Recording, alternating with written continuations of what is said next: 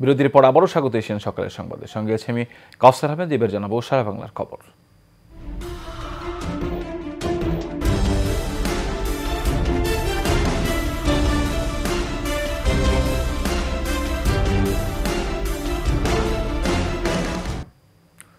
ময়মনসিংহের হালুয়াঘাট উপজেলার পূর্ব গোবরাকুড়া এলাকা থেকে ভারতীয় 5টি চোরাই গরু জব্দ করেছে বিজিবি। গোপন সংবাদের ভিত্তিতে উপজেলার গোবরাকুড়া বিউপির বিজিবি সদস্যরা পূর্ব গোবরাকুড়া এলাকার দুলালের বাড়ি থেকে গরুগুলো উদ্ধার করে। বিষয়টি নিশ্চিত করেছেন ময়মনসিংহের 39 বিজিবির অধিনায়ক লেফটেন্যান্ট কর্নেল মোহাম্মদ সানবীর হাসান মজুমদার।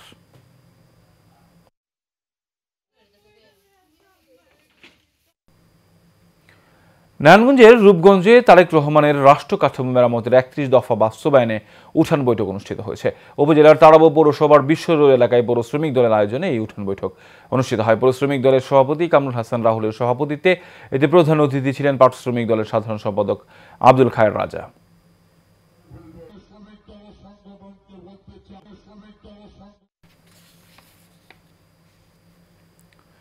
সাভারের ভাকুরতায় বিএনপির ভারপ্রাপ্ত চেয়ারম্যান তারেক রহমানের রাষ্ট্র কাঠামো মেরামতের 31 দফা লিফলেট ও শীতবস্ত্র বিতরণ করা হয়েছে। ভাকুরতা হাই স্কুল মাঠে এর আয়োজন করা হয়। এতে প্রধান অতিথি হিসেবে ভার্চুয়ালি যুক্ত হন ব্যারিস্টার ইরফান ইবনে আমান অমি। এ সময় উপস্থিত ছিলেন ভাকুরতা ইউনিয়ন বিএনপির সভাপতি সরওয়ার হোসেন, সাধারণ সম্পাদক হাজী নুরুল মোমিন ও যুগ্ম সাধারণ সম্পাদক বাহারুদ্দিন বাহার সহ আরও অনেকেই।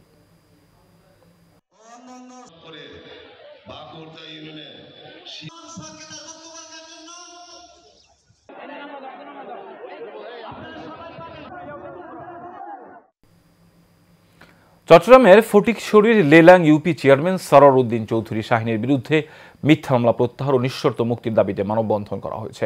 ডাক্তার মোহাম্মদ বাবর ও মোস্তফা কামরুলের যৌথ সঞ্চালনায় মানববন্ধনে বক্তব্য রাখেন আক্তার হোসেন মুন্সি, অমরকান্তি দে, মুক্তিযোদ্ধা কামাল উদ্দিন সহ আরও অনেকে। এ সময় বক্তারা চেয়ারম্যানের নিঃশর্ত মুক্তির দাবি জানান।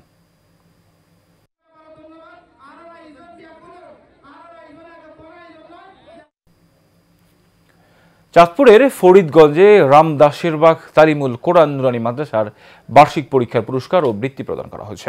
মাদ্রাসার মাঠে মোহাম্মদ ইয়াসিন খানের সঞ্চালনায় ও মাদ্রাসার সভাপতি হাজী মোহাম্মদ সিরাজুল ইসলামের সভাপতিত্বে এতে প্রধান অতিথি হিসেবে উপস্থিত ছিলেন মার্কেটেল ব্যাংকের চেয়ারম্যান এম এ হান্নান। বিশেষ অতিথি ছিলেন উপজেলা বিএনপির যুগ্ম আহ্বায়ক মোহাম্মদ মুজিবুর রহমান দুলাল, মোহাম্মদ আবু জাফর খুশটু মোল্লা, ডাক্তার মোহাম্মদ আবুল কালাম আজাদ সহ আরও অনেকেই।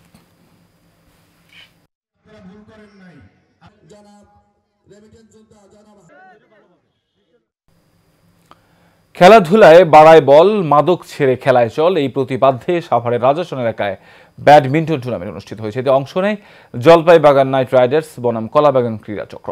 রাজাসন কলাবাগান ক্লাব উদ্যোগের এই খেলার আয়োজন করা হয়। এতে প্রধান অতিথি হিসেবে উপস্থিত ছিলেন ঢাকা 19 আসনের সাবেক সাংসদ ডাক্তার দেওয়ান মোহাম্মদ সালাউদ্দিন বাবু। এ সময় উপস্থিত ছিলেন 8 নম্বর ওয়ার্ডের সাবেক ছাত্রদল সভাপতি মেহেদি রানা, শহীদ পৌর বিএনপির সাধারণ সম্পাদক বদিউজ্জামান বদি সহ আরও অনেকেই।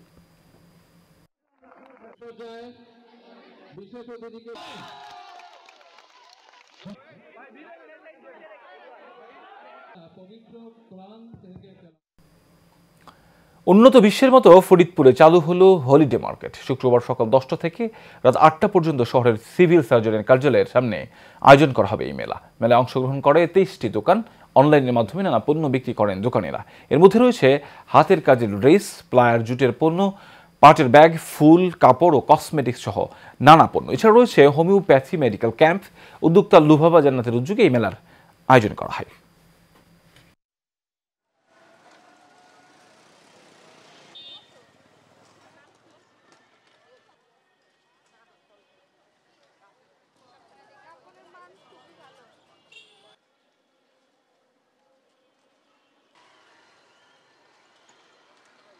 উদ্যোক্তাদেরকে ধন্যবাদ, যারা আয়োজন করেছে তাদেরকে ধন্যবাদ এবং সর্বোপরি পৌরসভাকেও ধন্যবাদ এত সুন্দর একটা আয়োজন করার জন্য।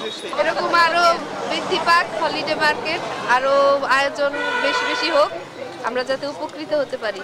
হলিডে মার্কেটের উদ্দেশ্য হচ্ছে মূলত ফরিদপুরে কিন্তু শুক্রবারে সবকিছু বন্ধ থাকে, সেই দিন ভোক্তাদের তো চাহিদা থাকে, প্রয়োজন থাকে, আর অনলাইনে যারা বিজনেস করেন তাদের প্রোডাক্টটাও প্রদর্শনীর সুযোগ হবে। এই দুইটা চিন্তা মাথায় রেখে আমরা মূলত এই হলিডে মার্কেট চিন্তা করেছি।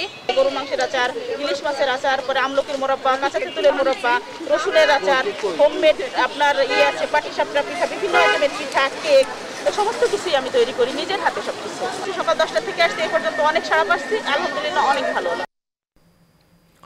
বগুড়ার ধুনট উপজেলার বিশ্বহরিগাছা গ্রামে খান বাহাদুর সালেহা দাখিল মাদ্রাসার প্রাঙ্গণে খান কুদরতি সাকলাইন ও তার পরিবারের প্রতিষ্ঠিত মসজিদ নিয়ে ষড়যন্ত্র করছে একটি মহল। এছাড়াও মসজিদের ইমামকে মারপিট করে মসজিদে তালা লাগিয়ে রাখা হয়েছে বলে এমন অভিযোগ করে সাংবাদিক সম্মেলন করেছেন মসজিদের ইমাম আব্দুল মান্নান। সাংবাদিক সম্মেলনে লিখিত বক্তব্যে তিনি অভিযোগ করে বলেন, 2020 সালে ওই পরিবারের এলাকায় একটি মসজিদ নির্মাণ করেন। একটি মহল ঈর্ষান্বিত হয়ে ওই মসজিদ নিয়ে ষড়যন্ত্র শুরু করে। তারা মসজিদের বৈদ্যুতিক মিটার ও বোর্ড ভাঙচুর করে মসজিদে তালা দিয়ে রাখে, নামাজ পড়তে বাধা দেয়।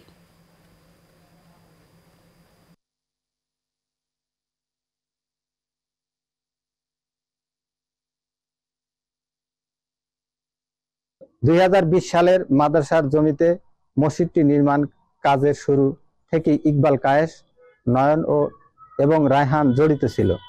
মসজিদ নির্মাণকালে ইকবাল কায়েসের কাছে মসজিদ নির্মাণের কাজের অর্থ জমা থাকায় সে তার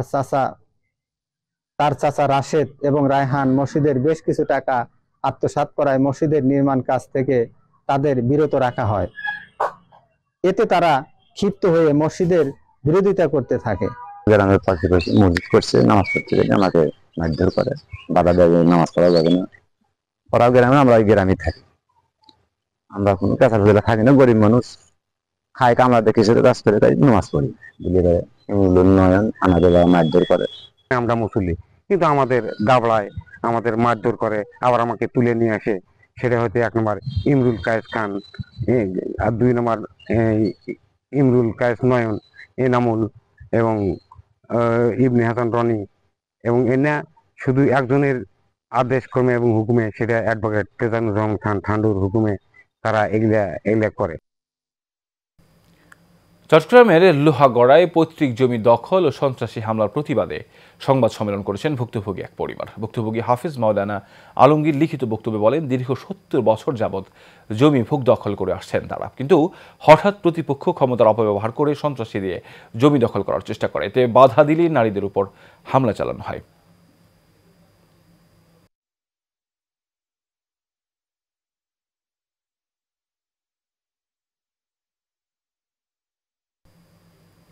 কেরানীগঞ্জের চরকালীগঞ্জে 20 কোটি টাকা মূল্যের একটি মার্কেট দখলের অভিযোগে সংবাদ সম্মেলন করেছে মার্কেটের মালিক হাজী মোহাম্মদ রফিক। সংবাদ সম্মেলনে তিনি লিখিত বক্তব্যে বলেন, বিগত 2007 সালে 8 তলা বিশিষ্ট আসমা টাওয়ার নামে এই মার্কেটটি নির্মাণ করেন তিনি। দীর্ঘ 18 বছর মার্কেটটি তার ভোগ দখলে রয়েছে। 5 আগস্টের পরে এলাকার প্রভাবশালী একটি মহল তার মার্কেটটি দখল করার নানাভাবে অপচেষ্টা করে। প্রভাবশালী ভূমিদস্যুর নেতৃত্বে সন্ত্রাসীরা জোরপূর্বক তার মার্কেটটি দখল করে আহমদ টাওয়ার নামে একটি সাইনবোর্ড টাঙিয়ে দেয়।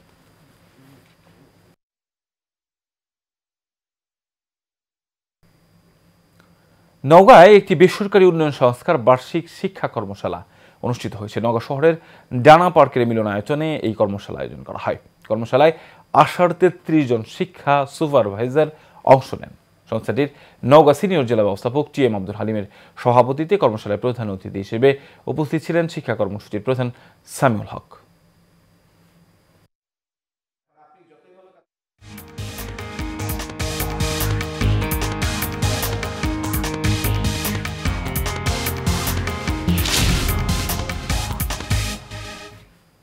এবার আন্তর্জাতিক সংবাদ।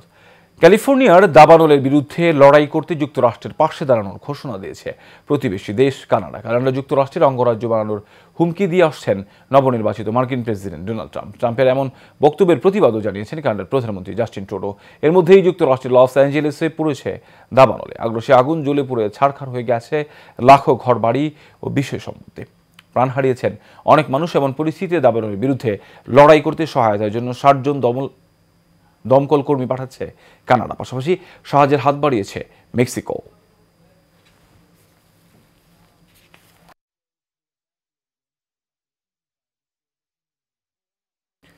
অন্তর্বর্তী সরকারের প্রধান উপদেষ্টা ডক্টর মোহাম্মদ ইউনূস বলেছেন, বাংলাদেশে আগামীতে যে সাধারণ নির্বাচন হবে সেটিকে ইতিহাসের সেরা এবং ঐতিহাসিক করার পরিকল্পনা নিয়েছে সরকার, যাতে এই নির্বাচন গণতন্ত্রের জন্য একটি ঐতিহাসিক দলিল হয়ে থাকে। রোববার নরওয়ের রাষ্ট্রদূত হ্যাকন অ্যারল্ড গুলব্র্যান্ডসেন প্রধান উপদেষ্টার সঙ্গে সাক্ষাৎ করতে গেলে তিনি এইসব কথা বলেন। এ সময় রাষ্ট্রদূত গুলব্র্যান্ডসেন নরওয়ে প্রধানমন্ত্রী জোনাস গাহর স্টোরের একটি চিঠি হস্তান্তর করেন, যাতে বাংলাদেশের অন্তর্বর্তী সরকারের প্রতি দেশটির জোরালো সমর্থনের কথা জানানো হয়। রাষ্ট্রদূত বলেন, অত্যাধিক প্রয়োজনীয় সংস্কারের সূচনা এবং অবাধ ও সুষ্ঠু গণতান্ত্রিক নির্বাচন পরিচালনার জন্য অন্তর্বর্তী সরকারের প্রচেষ্টার প্রতি নরওয়ের প্রধানমন্ত্রীর দৃঢ় সমর্থন রয়েছে।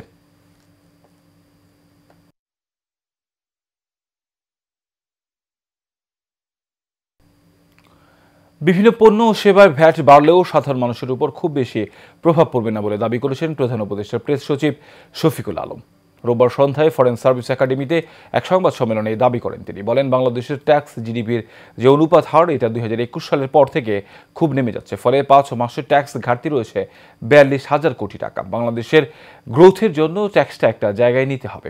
সেই পরিপ্রেক্ষিতে কিছু ভ্যাট আরোপ করা হয়েছে।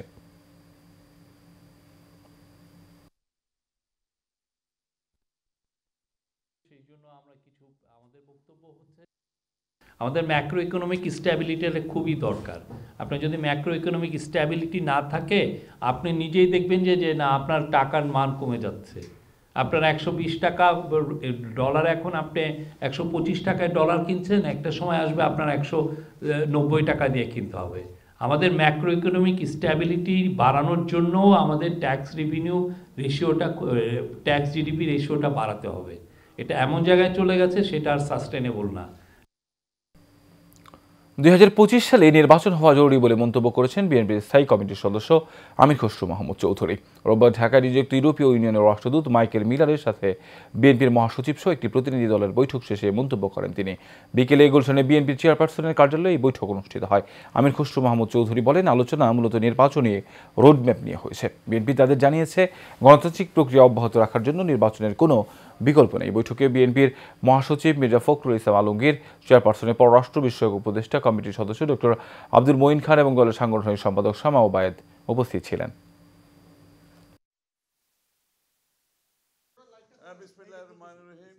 আমাদের পক্ষ থেকে যেটা আমরা সবসময় বলে আসছি, এই বছরের মধ্যে নির্বাচন সম্পন্ন হওয়া অত্যন্ত জরুরি এবং অন্য কোনো ভাবনা দিকে না গিয়ে সরাসরি জাতীয় নির্বাচনের দিকে গিয়ে দেশের আগামী দিনে একটি নির্বাচিত সরকারের হাতে ক্ষমতা হস্তান্তর করে বাংলাদেশে গণতান্ত্রিক প্রক্রিয়া অব্যাহত রাখার জন্য।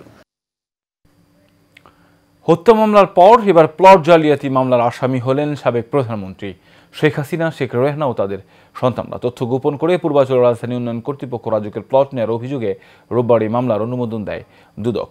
বিস্তারিত জানাচ্ছেন শাফিউদ্দিন আহমেদ। নিয়ম অনুযায়ী রাজধানীতে কারো নামে প্লট কিংবা বাড়ি থাকলে তিনি রাজুকের প্লট পাবার অধিকার রাখেন না। তবে দুদক বলছে, এসব নিয়মের কোনো তোয়াক্কা করেননি সাবেক প্রধানমন্ত্রী শেখ হাসিনা এবং তার বোন শেখ রেহানা। শেখ হাসিনা নিজের নামের পাশাপাশি ছেলে সজীব ওয়াজেদ জয় এবং মেয়ে সাইমা ওয়াজেদ পুতুলের নামে রাজুক থেকে নিয়েছেন 10 কাঠা করে 3টি প্লট। একই কায়দায় বোন রেহানা নিজ নামসহ ছেলে রেদওয়ান মুজিব সিদ্দিক ও মেয়ে আজমিনা সিদ্দিক রূপান্তির নামে নিয়েছেন 10 কাঠার আরও 3টি প্লট। 60 কাঠার 6টি প্লট আত্মসাতের অভিযোগের সত্যতা পাওয়ায় আজ মামলা করেছে দুদক। নিজ বা পরিবারের অন্যান্য সদস্যদের মালিকানায় ঢাকা শহরে রাজুকের এখতিয়ারাধীন এলাকায় বাড়ি বা ফ্ল্যাট বা আবাসন সুবিধা থাকার পরও তা গোপন করে পূর্বাচল নতুন শহর আবাসন প্রকল্পে প্লট বরাদ্দ সংক্রান্ত আইন, বিধি ও নীতিমালা ও আইনানুগ পদ্ধতি লঙ্ঘনপূর্বক রেজিস্ট্রেশন মূলে প্লট গ্রহণ করার অপরাধে দণ্ডবিধির সংশ্লিষ্ট ধারা এবং দুর্নীতি প্রতিরোধ আইন 1947-এর 5-2 ধারায় আজ একটি মামলা রুজু করা হয়েছে। পূর্বাচল নতুন শহর প্রকল্পের 27 নং সেক্টরের কূটনৈতিক জোনের 2003 নম্বর রোড থেকে প্লটগুলো বরাদ্দ নিয়েছেন শেখ পরিবারের এই 6 ব্যক্তি। রাষ্ট্রীয় ক্ষমতার অপব্যবহার করে এমন দুর্নীতিতে তাদের সহযোগী ছিলেন রাজুকের 10 কর্মকর্তা। এখানে জনাব সাইমা ওয়াজেদ পুতুল, জনাব শেখ হাসিনা সাবেক প্রধানমন্ত্রী সহ জাতীয় গৃহায়ণ কর্তৃপক্ষ এবং রাজুকের সংশ্লিষ্ট কর্মকর্তা সহ মোট 16 জনের বিরুদ্ধে আলোচ্য মামলাটি রুজু করা হয়েছে। গণ অভ্যুত্থানের পর শেখ হাসিনার বিরুদ্ধে দুর্নীতির অভিযোগে এটিই প্রথম মামলা। শাফিউদ্দিন আহমদ, এশিয়ান টেলিভিশন, ঢাকা। সীমান্তে 150 গজের মধ্যে কোনোভাবেই ভারত কাঁটাতারের বেড়া নির্মাণ করতে পারবে না বলে সাফ জানিয়েছেন স্বরাষ্ট্র উপদেষ্টা অবসরপ্রাপ্ত লেফটেন্যান্ট জেনারেল জাহাঙ্গীর আলম চৌধুরী।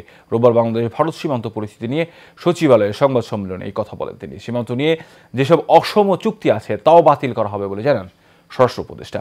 নূর মোহাম্মদ ভিয়ার রিপোর্ট। গেল 5 আগস্ট আওয়ামী লীগ সরকার পতন ও শেখ হাসিনা ভারতে আশ্রয় নেওয়ার পর থেকেই শুরু হয় ঢাকা দিল্লি সম্পর্কের অবনতি। গত 6 মাসে বিভিন্ন ইস্যুতে দুই দেশের সম্পর্ক 53 বছরের মধ্যে একেবারেই তলানিতে এসে ঠেকেছে, যদিও দুই দেশের সরকারের পক্ষ থেকে এই সম্পর্ক স্বাভাবিক রাখার কথা বলছে। I emphasized that India desires a positive, constructive and mutually beneficial relationship with Bangladesh. এরই মধ্যে হঠাৎ করে সীমান্তে নজরদারি বাড়ানোর পাশাপাশি বেশ কিছু জায়গায় কাঁটাতারের বেড়া নির্মাণ করতে যাচ্ছে ভারত। ফলে নতুন করে প্রশ্ন দেখা দিয়েছে ডক্টর মোহাম্মদ ইউনূসের নেতৃত্বাধীন অন্তর্বর্তী সরকারের 6 মাসের মাথায় দেশটির সঙ্গে সম্পর্ক কোন দিকে এগোচ্ছে। এমত অবস্থায় সচিবালয়ে ভারত বাংলাদেশ সীমান্তের পরিস্থিতি নিয়ে সংবাদ সম্মেলন করেন স্বরাষ্ট্র উপদেষ্টা জাহাঙ্গীর আলম চৌধুরী। বলেন, সীমান্তে যেসব অসম চুক্তি আছে তা বাতিল করা হবে। বিগত সরকারের আমলে 2010 সাল থেকে 2023 সালের ভিতরে এরা কতগুলি অসম কাজ যেটা মানে ইন্ডিয়ার করা উচিত হয় নাই, বাট আমাদের এই আগের সরকার তাদেরকে কতগুলি একটা সুযোগ দিয়েছে। এই সুযোগের ভিতরে এলো তারা প্রায় 160টা স্থানে মানে এক লেয়ার এলাকা কাঁটাতারের বেড়া দিচ্ছে, একটা ঝামেলা আছে। তারপর আবার 78টা স্থানে এখন পর্যন্ত আরেকটা ঝামেলা রয়ে গেছে। এছাড়া উপদেষ্টা বলেন, সীমান্তের ব্যাপারে কঠোর অবস্থানে রয়েছে বাংলাদেশ। আমাদের বিজিবি শক্ত অবস্থান নেওয়ায় তারা এই জায়গা থেকে কাজ বন্ধ করতে বাধ্য হয়েছে। কিন্তু এখানে একটা বড় সমস্যা হয়েছে, যেহেতু আগের সরকার এখানে কিছু কিছু জায়গায় তারা ইন রাইটিং তারা লিখিত দিয়ে গেছে, এই জায়গায় এটা করতে পারবা, এই জায়গায় এটা করতে পারবা, বাট যেগুলি তাদের দেওয়াটা উচিত হয় না। 0 থেকে 150 গজের ভেতরে কোনো তৎপরতা চালানো যাবে না জানিয়ে জাহাঙ্গীর আলম চৌধুরী বলেন, 2-1 দিনের মধ্যে ভারতীয় হাইকমিশনকে তলব করবে পররাষ্ট্র মন্ত্রণালয়। আমরা এটা ফরেন মিনিস্ট্রি তো জানিয়েছি, হয়তো ফরেন মিনিস্ট্রি তাদের ওই হাই কমিশনারকে ডাকেই আজকে কি কালকে হয়তো বলতে পারে। নূর মোহাম্মদ ভূঁইয়া, এশিয়ান টেলিভিশন, ঢাকা। আন্তর্জাতিক আইন ভঙ্গ করে বাংলাদেশ ভারত সীমান্তে বিএসএফ এর কাঁটাতারের বেড়া স্থাপনের প্রতিবাদ জানাতে ঢাকায় নিযুক্ত ভারতীয় হাইকমিশনারকে তলব করেছে পররাষ্ট্র মন্ত্রণালয়। রোববার পররাষ্ট্র মন্ত্রণালয়ে হাজির হয়ে বিএসএফ এর কাঁটাতারের বেড়া নির্মাণের ব্যাখ্যা দেন প্রণয় বার্মা। পররাষ্ট্র মন্ত্রণালয়ের এক ব্রিফিংয়ে তিনি বলেন, সীমান্তে চোরাচালান ও অবৈধ অনুপ্রবেশ মোকাবেলায় আলোচনা হয়েছে। সীমান্তে অপরাধমুক্ত রাখতে বদ্ধপরিকর বাংলাদেশ ও ভারত, তাই সীমান্তে বেড়া নির্মাণে বাংলাদেশের সহযোগিতা আশা করে নয়াদিল্লি।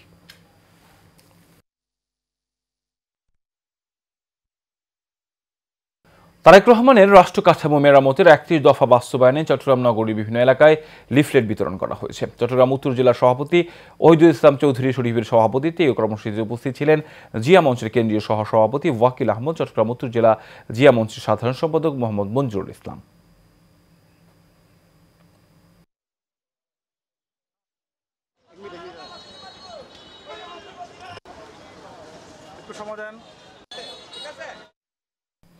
বাংলাদেশ শিক্ষক সমিতির চট্টগ্রাম উত্তর জেলার উদ্যোগে 20 জানুয়ারি ঢাকা সম্মেলন সফল করার উপলক্ষে চট্টগ্রাম নগরীর অক্সিজেন হোটেলে 7 উপজেলার শিক্ষকদের নিয়ে প্রস্তুতি সভা হয়েছে। তৌহিদুল ইসলাম টিপুর সভাপতিত্বে ও সদস্য সচিব মোবারক আলীর সঞ্চালনায় এতে উপস্থিত ছিলেন কলেজ শাখার সদস্য সচিব মোহাম্মদ নাজিমউদ্দিন, এম এ মুমিন হাজারি, মোহাম্মদ আলমগীর সহ আরও অনেকেই।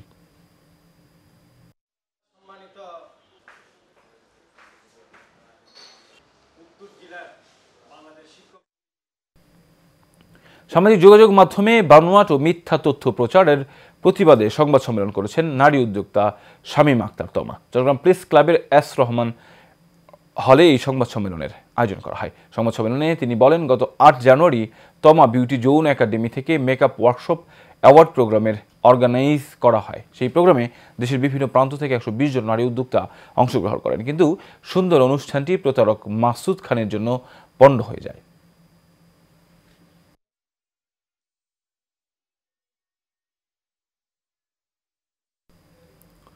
চট্টগ্রামের আদর্শপাড়া 4 নম্বর গলিতে শ্রী শ্রী সন্তোষী মা ও লোকনাথ ব্রহ্মচারী সেবাশ্রমে মহা উৎসব হয়েছে।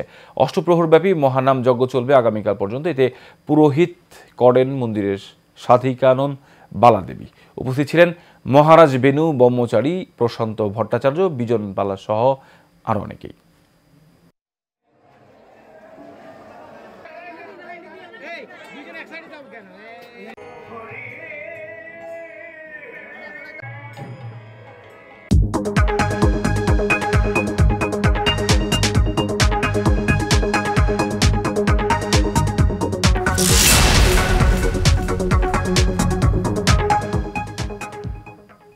এবার এক্সিম ব্যাংক বাণিজ্য সংবাদ।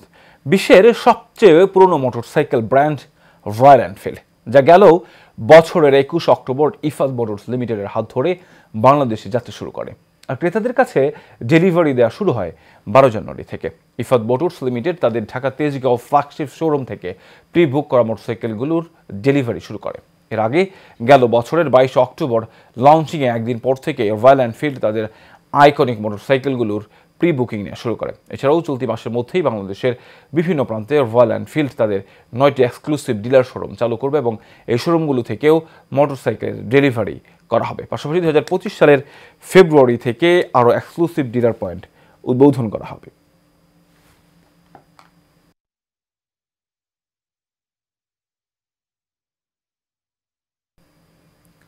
টাঙ্গাইলের বাসাইল উপজেলার বিস্তীর্ণ এলাকা জুড়ে এখন হলুদের সমারোহ। সরিষা ফুলের রূপ ও গন্ধে মাতোয়ারা চারদিক। প্রতি বছরের মতো এবারও সরিষা ক্ষেত থেকে মধু সংগ্রহ করতে ব্যস্ত সময় পার করছেন মৌ খামারিরা। প্রতিনিধি জাহাঙ্গীর বিন জাফরের তথ্য ছবিতে জানাচ্ছেন সঞ্জিদা হক। সরিষা ফুলের মধু সংগ্রহে ব্যস্ত সময় পার করছে টাঙ্গাইলের বাসাইলের মৌ খামারিরা। উপজেলার বাসুলিয়া, হান্দুলিপাড়া, কাঞ্চনপুরের যৌতুকি ও কাশিলের নদখোলা সহ বিভিন্ন এলাকায় সরিষা ক্ষেতের পাশে বসানো হয়েছে মধু সংগ্রহের বাক্স। মধু সংগ্রহের পাশাপাশি খামারিরা সরাসরি খামার থেকে মধু বিক্রি করেন। সরিষা ক্ষেত ঘিরে লাভের স্বপ্ন বুনছেন কৃষক ও মৌ খামারিরা। আমাদের এই মৌমাছি পালনে আমরা অনেক লাভজনক হতে পারতেছি এবং ফসলের জন্য অনেক ভালো হয়। আমরা মধু পাইতেছি, মধু অনেক বিক্রি করতে পারতেছি এবং সরকার যদি আমাদের প্রতি একটু লক্ষ্য করে আমরা আরও লাভজনক করতে পারবো এবং অনেক লোক বেকার থেকে অনেক কাজে থাকতে পারবো সবাই। এদিকে সরিষা চাষে পরামর্শ দেওয়ার পাশাপাশি মধু উৎপাদনে সহযোগিতা করছে স্থানীয় কৃষি বিভাগ। এবছর বাসাইল উপজেলায় প্রায় 1810 হেক্টর জমিতে সরিষার আবাদ হয়েছে, যা গত বছরের তুলনায় প্রায় 10 হেক্টর বেশি। মৌমাছি ফুলের পরাগায়নে সাহায্য করছে। আশা করা যায় যে তা সরিষার ফলন বৃদ্ধিতে সাহায্য করবে এবং চাষিরা উপকৃত হবে। এবছর বাসাইল উপজেলায় সরিষা ক্ষেতের পাশে 1800-র অধিক মৌবাক্স স্থাপন করেছে মৌ খামারিরা। সঞ্জিদা হক, এশিয়ান টেলিভিশন। পল্লী মঙ্গল কর্মসূচি পিএমকে এর উদ্যোগে 10 দিন ব্যাপী বাৎসরিক আন্তঃক্রীড়া প্রতিযোগিতা অনুষ্ঠিত হয়েছে। রাজধানী মিরপুরে পিএমকের মাঠে পুরস্কার বিতরণের মাধ্যমে 11 জানুয়ারি টুর্নামেন্টের সমাপ্তি হয়। প্রধান নির্বাহী কামরুল নাহার ও উপপ্রধান নির্বাহী দেওয়ান ফয়সাল অনুষ্ঠানের উদ্বোধন করেন। ক্রিকেট, ফুটবল, ব্যাডমিন্টন ও দাবা সহ বিভিন্ন খেলার আয়োজন করা হয়। এতে উপস্থিত ছিলেন পিএমকে হাসপাতালের প্রধান উপদেষ্টা ডাক্তার কাজী সুদীপ্তা কবির। শেষ করবে এশিয়ান সকালের সংবাদ। এর আগে বিআরবি কেবল ইন্ডাস্ট্রিজ লিমিটেড সংবাদ শিরোনাম জানাবো আরও একবার।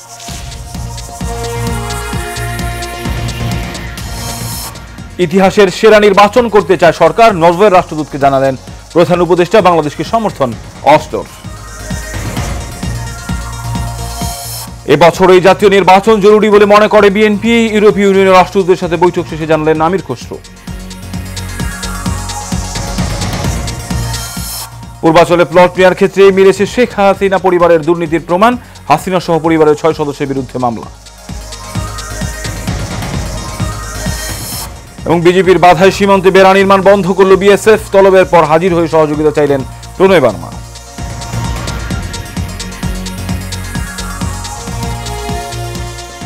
এশিয়ান সকালের সংবাদ এ পর্যন্তই। পরের সংবাদ দেখার আমন্ত্রণ রইল। ধন্যবাদ সবাই।